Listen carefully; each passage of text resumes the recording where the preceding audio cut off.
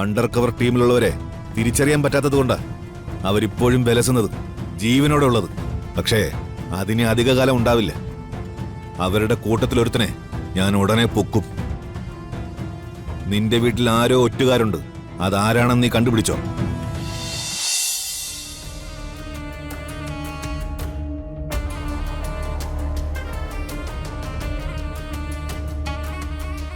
എന്തായി? അഖിലിന്റെ ഫോൺ ബിസിയാ. ആ, കിരണിന്റെ കോള് കാണുമ്പോ എടുത്തോളൂ.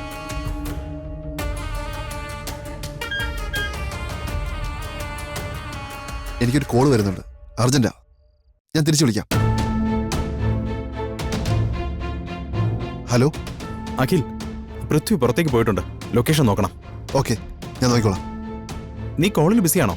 അല്ല, വീട്ടിൽ നിന്ന് വിളിക്കുന്നേ. ഞാൻ മാനേജ് ചെയ്തോളാം. ആ, ഓക്കെ. എന്ത് പറഞ്ഞു? നോക്കാന്ന് പറഞ്ഞു. നമുക്കിറങ്ങിയാലോ? വാ. പോ.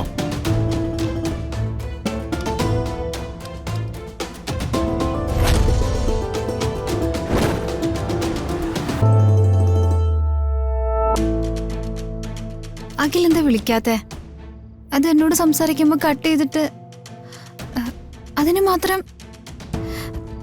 ഇങ്ങോട്ടൊന്ന് കോളായിരിക്കോ? ഏതായാലും ഒന്ന് വിളിച്ചു നോക്കാം.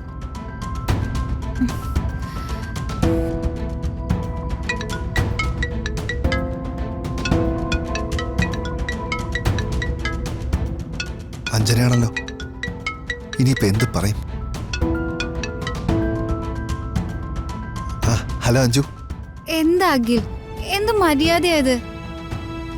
ഒരാളെ സംസാരിച്ചിട്ട് വെച്ചിട്ട് പോയാ പിന്നെ തിരിച്ചു വിളിക്കില്ലേ? അത് അഞ്ജു, ഒരു ഇമ്പോർട്ടന്റ് വർക്ക് ഉണ്ടായിരുന്നു. അതാ ഞാൻ വിളിക്കാതിരുന്നേ. അത് കഴിഞ്ഞിട്ട് സ്വസ്ഥമായിട്ട് വിളിക്കാന്ന് കരുതി. ഓഹോ, അപ്പൊ എല്ലാ പണിയും തീർത്ത് ബോറടിച്ചിരിക്കുമ്പോ സംസാരിക്കാനുള്ളൊരു നേരം പോക്കാണോ ഞാൻ? താൻ എന്തൊക്കെയായി പറയുന്നേ?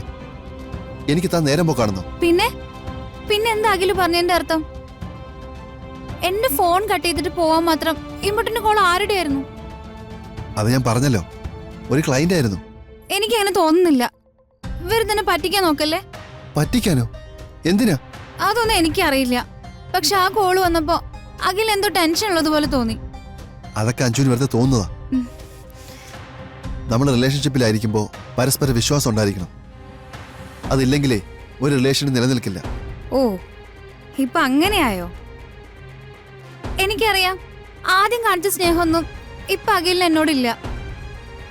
അതൊക്കെ തനിക്ക് വെറുതെ തോന്നുന്നതാ. ആദ്യം എന്നെ ഒന്ന് മനസ്സിലാക്ക്. എനിക്ക് കുറച്ച് സമയം താ. ഇതൊന്ന് തീർത്തിട്ട് ഞാൻ അഞ്ജുവിനെ വിളിക്കാം. ശരി, അഖില് ജോലി നടക്കട്ടെ, ഞാൻ ബുദ്ധിമുട്ടിക്കുന്നില്ല. Hello hello. ഷേ, കോള് കട്ടായോ?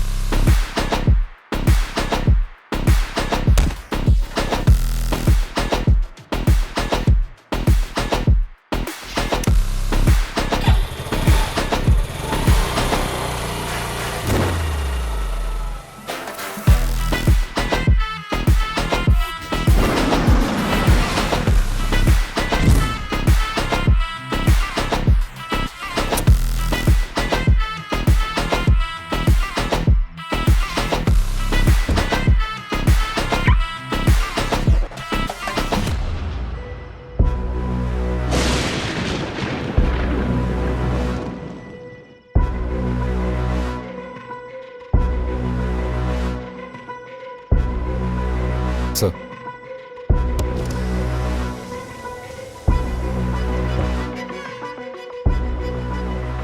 നീ ലേറ്റാണല്ലോ. എല്ലാവരുടെയും കണ്ണുപിടിച്ച് വരണ്ടേ, അതാ. ഓക്കെ, വിദേശത്ത് നിന്നും ഒരു ഡീൽ സെറ്റായിട്ടുണ്ട്. ആ, ഒരു പ്രത്യേകതരം ലോഹക്കൂട്ട് ഉപയോഗിച്ച് വർഷങ്ങൾക്ക് മുമ്പ് നിർമ്മിച്ച 5 വിഗ്രഹങ്ങൾ നമ്മുടെ നാട്ടിലെ പല ക്ഷേത്രങ്ങളായിട്ടുണ്ട്. ഏതോ വാൽനക്ഷത്രം പൊട്ടി വീണപ്പോ കിട്ടിയ ഏലിയൻ മെറ്റലാണെന്നും ഹിമാലയത്തിൽ നിന്നും അത്യപൂർവമായി കിട്ടുന്ന എന്തോ ഉപയോഗിച്ച് നിർമ്മിച്ച വിഗ്രഹം ഒരു സന്യാസി ഇവിടേക്ക് കൊണ്ടുവന്നതാണെന്നൊക്കെ പറയുന്നുണ്ട്. ഉം. അതിന്റെ സത്യമൊന്നും നമുക്ക് അറിയേണ്ട കാര്യമില്ല. സാധനം എടുത്തു കൊടുക്കുക, പണം വാങ്ങുക, ഉം. അതാണ് നമ്മുടെ ഡീൽ. എന്തായാലും 100-300 വർഷങ്ങൾ പഴക്കമുള്ള വിഗ്രഹങ്ങളാ. അത് എടുക്കാൻ കുറച്ച് പ്രയാസം ഉണ്ടാവും. എങ്കിലും അതിന് പറ്റിയ ആളുകളെ ഞാൻ സംഘടിപ്പിച്ചു തരും. ബാക്കി കാര്യങ്ങൾ നീ വേണം ഓർഗനൈസ് ചെയ്യാൻ. അത് ഞാൻ എന്താ, നിനക്ക് ബുദ്ധിമുട്ടുണ്ടോ? ഇല്ല, ഞാൻ ചെയ്തോളാം. ഗുഡ്. ഡ്രഗ്സ് കോളേജുകളിൽ എത്തിക്കുന്നതിൽ നിന്റെ ഈ ഉഴപ്പ് അവസാനിപ്പിക്കണം. ഞാൻ മനഃപൂർവ്വം ഉഴപ്പുന്നതല്ല. പോലീസ് വളരെ സ്ട്രോങ് ആണ്. എല്ലാ ഭാഗത്തും ഷാഡോ ടീമുകളുണ്ട്. പോരാത്തിന് അണ്ടർ കവർ ടീമും നമ്മുടെ പിന്നാലെയാണ്. ബിസിനസിനെ ബാധിക്കുന്ന രീതിയിൽ നമ്മുടെ പിന്നാലെ ആര് വന്നാലും അവരെ ഞാൻ അവസാനിപ്പിക്കും. ഉം. അണ്ടർ കവർ ടീമിലുള്ളവരെ തിരിച്ചറിയാൻ പറ്റാത്തതുകൊണ്ടാ അവരിപ്പോഴും വിലസുന്നത്, ജീവനോടെ ഉള്ളത്. പക്ഷേ അതിന് അധികകാലം ഉണ്ടാവില്ല. അവരുടെ കൂട്ടത്തിലൊരുത്തനെ ഞാൻ ഉടനെ പൊക്കും. നിന്റെ വീട്ടിൽ ആരോ ഒറ്റുകാരുണ്ട്. അതാരാണെന്ന് നീ കണ്ടുപിടിച്ചോ? ഇല്ല. അച്ഛനായാലും അമ്മാവനായാലും ശത്രുപക്ഷത്ത് വന്ന മുഖം നോക്കാതെ ആയുധം എടുക്കണം. അതാണ് ശാസ്ത്രം, അതാണ് യുദ്ധനീതി. ഒരു തീരുമാനം എടുക്കുമ്പോ മനസ്സോ കയ്യോ വിറയ്ക്കരുത്. നീ വിചാരിച്ചാൽ എത്രയും പെട്ടെന്ന് അതാരാണെന്ന് കണ്ടുപിടിക്കാൻ പറ്റും. ഞാൻ ശ്രമിക്കാം. ഓക്കെ. എടോ, താൻ ഇങ്ങനെ നിസ്സാര കാര്യങ്ങൾക്ക് വഴക്കിടാനും പിണങ്ങാനും തുടങ്ങിയ നമ്മൾ എങ്ങനെ സന്തോഷത്തോടെ ജീവിക്കും?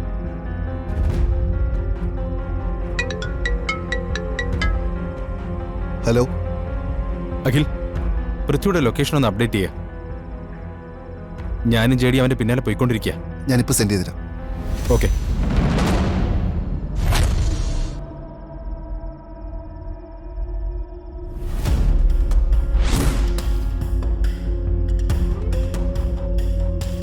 ഞാൻ അയച്ചിട്ടുണ്ട്. ഓരോ 30 സെക്കൻഡിലും അപ്ഡേറ്റ് ചെയ്തോളാം. ഓക്കെ. ഓ,